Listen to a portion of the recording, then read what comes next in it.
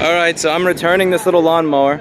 Now, since I was picking it up in one city and dropping it off in another place about, 1,000 miles away, the problem was that it was going to cost way more money as a one-way rental, and I expected that. It was going to be like $1,800 to $2,000 plus. I also paid for some additional accidental damage protection. I figured if I just got smashed into by a Silverado, wouldn't hurt. The insurance guy was going to pay for it. We had a agreement that he was going to pay for my rental, and I just left it back here. And the funny thing is, Erica said that after she had a 1-hour phone conversation with them, that I could extend it for 2 days, and it would be an additional $200, which was within what the insurance guy said was okay. And that was that. And he said, "Are you sure I'm going to have no problems dropping it off at this location rather than in Jacksonville? Because right now we're in Fort Lauderdale, not Jacksonville." And the lady on the phone said yes. And she goes, "Can you leave a note?" "Yes." "Can you give me my direct number?" Erica, she went full in on it. "Can I get your direct number just in case?" She goes, "I don't have that, blah, blah, blah." And she goes, "Oh, no, everything's going to be okay." And I said, "Erica, you don't understand how car rental companies work and how bad people that probably make minimum wage and get screamed at all day keep notes, if even at all." So we get here, and she says, "That'll be $3,800. And I go, I booked this thing for $1,400. I paid for the additional damage protection because, again, the insurance company's going to cover it. I might as well because let's face it, you never know how many other Silverados are out there that turn left at intersections.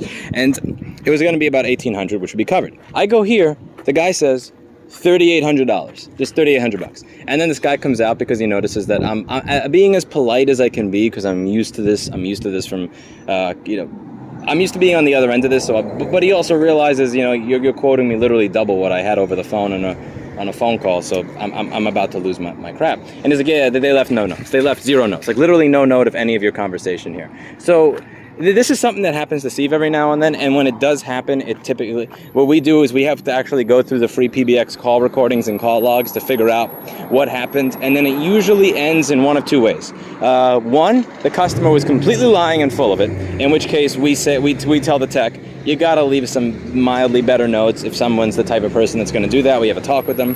Or B, the employee left no notes, and that usually, regardless of how good of a person they were, at that point tends to be the end of them working here.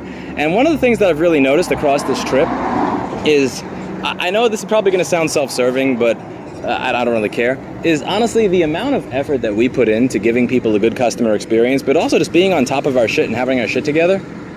I know I'm doing something wrong for the fact that this is only a 12 or 14 employee, one location business, because when I see the amount of businesses that have 3 or 10 or 50 locations or chains that just, it takes them 10 or 20 minutes after a customer, walks in the store to acknowledge them, or they don't leave any notes on an experience. It makes me very, very curious as to how they were able to stay in business. And sound right? That's correct. All right. Did they already have my card on file?